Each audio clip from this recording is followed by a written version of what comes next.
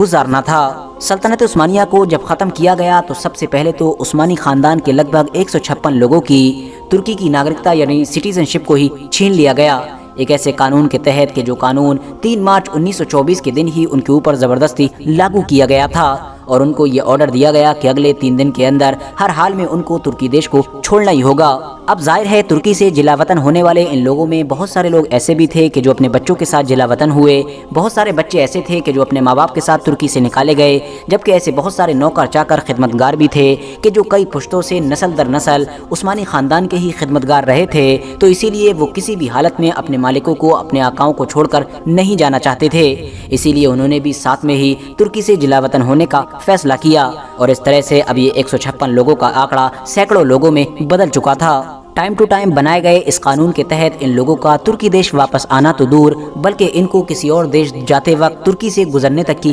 اجازت نہیں تھی۔ اتنا ہی نہیں، ان کو فوراً یہ آرڈر بھی دیا گیا تھا کہ یہ اپنے تمام اثاثے یعنی تمام پراپرٹی اور اس طرح کی چیزیں گورنمنٹ کے حوالے کر دے، ورنہ گورنمنٹ خود زبردستی ضبط کر لے گی۔ یہ تو کہانی تھی عثمانی خاندان کے عام لوگوں کی، اور جہاں تک معاملہ ہے سلطنت عثمانیہ کے آخری سلطان یعنی محمد 6 کا، تو ان کو تو پہلے ہی یعنی سن 1922 میں خفیہ طور پر برطانیہ کے ایک جنگی جہاز کے ذریعے سے استنبول سے مالٹا بھیج دیا گیا تھا۔ بعد میں وہ شریف مکہ کی دعوت پر کچھ وقت کے لیے مکہ بھی گئے، اور اس کے بعد ان کا یہ طویل اور مشکل سفر 4 سال کے بعد یعنی 1926 میں اٹلی میں جا کر ختم ہو گیا تھا، کیونکہ وہاں پر جا کر ہی ان کی وفات ہو گئی تھی۔ سلطنت عثمانیہ کے آخری سلطان کی جب اٹلی میں وفات ہوئی تھی تو اٹلی کا جو چرچ تھا جس کی کسٹڈی میں آخری سلطان کی باڈی تھی، وہ دراصل اس دور میں کسی کو بھی یہ باڈی دینے کے لیے تیار نہیں تھا۔ اس کی وجہ یہ تھی کہ کیونکہ وفات کے وقت سلطنت عثمانیہ کے آخری سلطان کے اوپر آس پاس کے بہت سارے دکانداروں کا قرض چڑھا ہوا تھا، جبکہ سلطان کی جیب میں صرف اور صرف 17 ٹرکش لیرہ ہی